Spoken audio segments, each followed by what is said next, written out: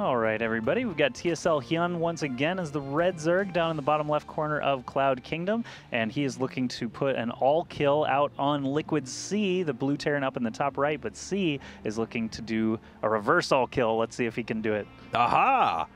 Okay, well, I don't really have anything to add to that, honestly, but so, just kind of an aha. I want to make a reference to Cal Ripken Jr. for HyuN, because he said looking to be a 10th-time champion. That's like... Yeah.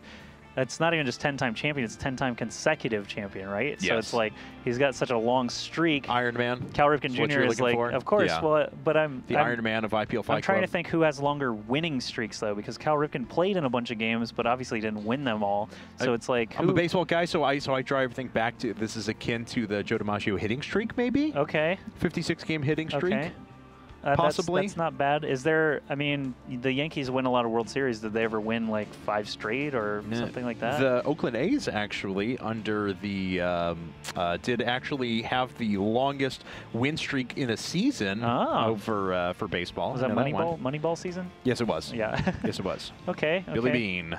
Well, I'm thinking, well, weren't the Yankees just like super dominant in the early 2000s in the World Series? Yeah. They won quite a bit. So they won 3 in a row. 98, 99, 2000. Okay. Marlins won 97 and 2001. I know. Anyway, I should stop talking about it. It actually, no, it wasn't. I had those years wrong. I'm sorry, but what about Tiger Woods consecutive champions or Nadal? I don't know. Well, then I want to make bad Tiger Woods jokes, so or can't Federer. Do that. Hey, we got a game going on here, and C's actually going to open up with yet another One Rax Gasless Fast Expand. He's done that every single game. No command center first for him, no gas builds or switching things up, just trying to execute on what he knows can work. And HyuN, on the other hand, does actually have his spawning pool. Probably going to see a gas here in just a second as well, if he continues doing everything he has been. And there it is. We haven't seen his normal build thus far, the ones that he pulled out against players like HyuN and Gumiho, stuff along those lines. He has actually just kind of alternated between various different forms of aggression. He hasn't even done in the 6-minute hatch a single time. He did it at 6:15 one time, but that was after a huge amount of lings. And so 2 points, not related to the StarCraft cast, sorry. If you know of someone who had just a really long win streak, tweet me, and then if we get it fast enough, I'll let you know on the stream if there's something that we can compare HyuN to. And also, someone pointed out that we didn't say how our Magic Grand Prix results were. Oh, we got destroyed. We built it up so much last week. Yeah. All right, so we got obliterated. Yeah, if you don't mind, I'll let everyone know. So the way the tournament worked is a 3v3 team. It was myself, Kevin, and Frank, or Miri, who's guest casted a couple of times. And basically, to win a round, 2 of the 3 of us had to win our individual matches. And so we went 0-3 as team. As a team, we went 0-3. As individuals, we went 1-8. Not that good, no. Turns out. And to move on to day 2, you actually had to go 9-2 as a team. We went 0-3. Yes. So we did about as bad as you could possibly do. We got obliterated. Yes. But we got to say hi to Sean day 9, and his team was up, and I think they finished 6-3. Yeah. They did really good. Sean played on the main stage on the stream, so that was probably pretty exciting for him. I wouldn't know because we did so bad. We even joined a standard tournament later on, and I actually got pity packs for being last place and not dropping. So that's how bad we did. I won 2 matches before losing to the eventual winner, so I'm okay with that. Yeah. Anyway, so here we go now. We're back into the game. We have a bunker coming up in the front for C as he does double gas after his 3rd command center.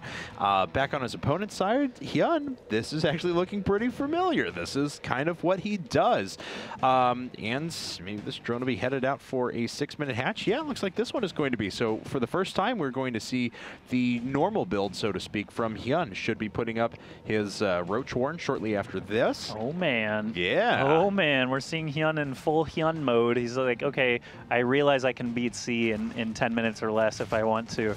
Let's figure it out. Let's see how he does against my actual build here. The HyuN TM trademark build on Cloud Kingdom. It's actually really effective as well because it is kind of hard for a Terran to be able to hold 3 bases against HyuN.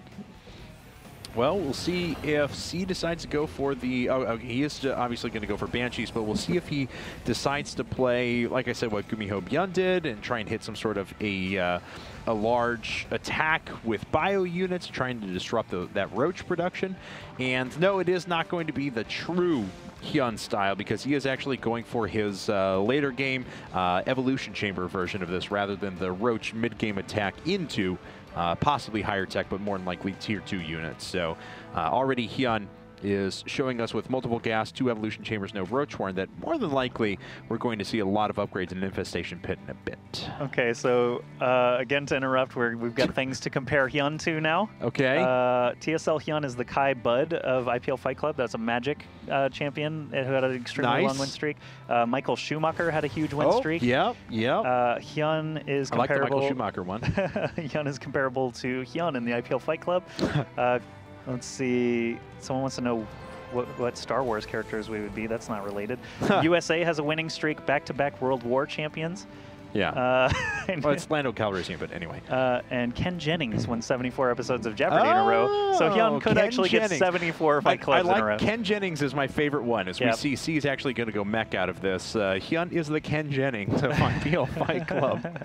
Anyway. He has to play against a computer. That's right. To finally decide who is stronger, man or machine. Blizzard needs to come up with a better AI in order to defeat him. All right, so we have Bailing Mess. We have Layer Tech coming up for HyuN at the moment. And that's should help him remain fairly safe against aggression from C for a while. But of course, C probably going to sit back for a bit and make sure that he gets all of his mech strategies in play.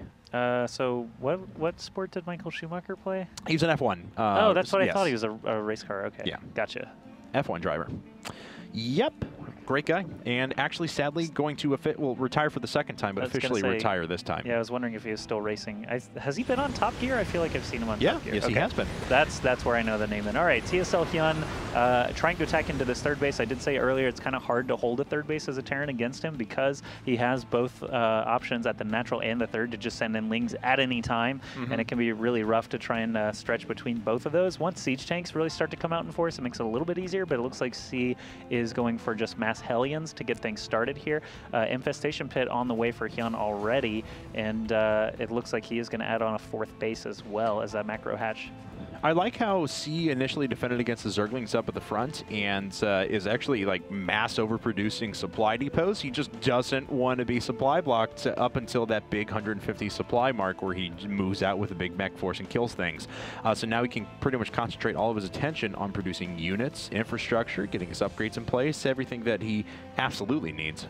All right, this is a lot of Hellions. This is like what we saw out of Gumiho when he started taking a big advantage of HyuN. So let's see if C can make it work, if he can get in and get those double-digit drone kills that we basically are required to do damage against HyuN. Let's see, he's actually getting a ton of them already. HyuN not doing his famed drone splits as quickly as he normally does. There really aren't many fighting units here to be able to stop these Hellions either. No roaches in force. You can see 30 Lings being produced at the moment. Pathogen glands are not done yet, so infestors won't be doing their miracle pop-out, and that's the double-digit workers killed, 23 already so far. Yeah, so now HyuN is down to 65 workers, still a pretty decent amount. With 14 more coming up, he should be totally fine on economy, but it was still good damage. Right at the very beginning, HyuN's going to try and take advantage of this by counterattacking what's in position. A couple of Hellions, a few Thors, and the Banshees. So actually, with Blue Flame finishing up, he should be just fine. Yeah, Blue Flame is great for this situation where HyuN just doesn't have any other fighting units available besides these Lings. And Thors eventually are going to be doing wonders against infestors. Obviously, if they can catch the infestors out, they blow them up pretty darn quickly. I'm kind of curious if C is building so many Thors early on to deal with the eventual Broodlords, and just so we can have the count high enough by the time they show up.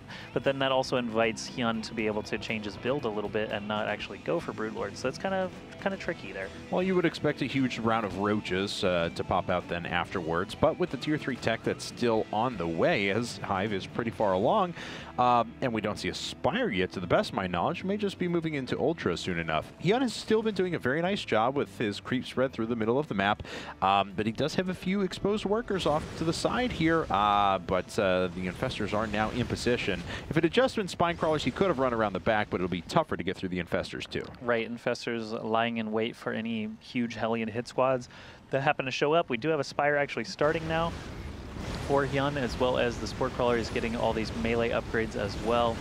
And it looks like this is actually a pretty severe amount of Thors already out.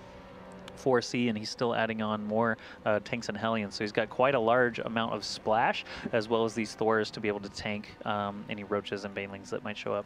Okay, so let's see here. HyuN totally on the field. Well, in addition to the 9 Roaches and 32 Lings that are coming up, doesn't have that much. It's just the Infestors themselves. The tanks are slowly starting to get in position now, and HyuN doesn't have a lot to combat against this.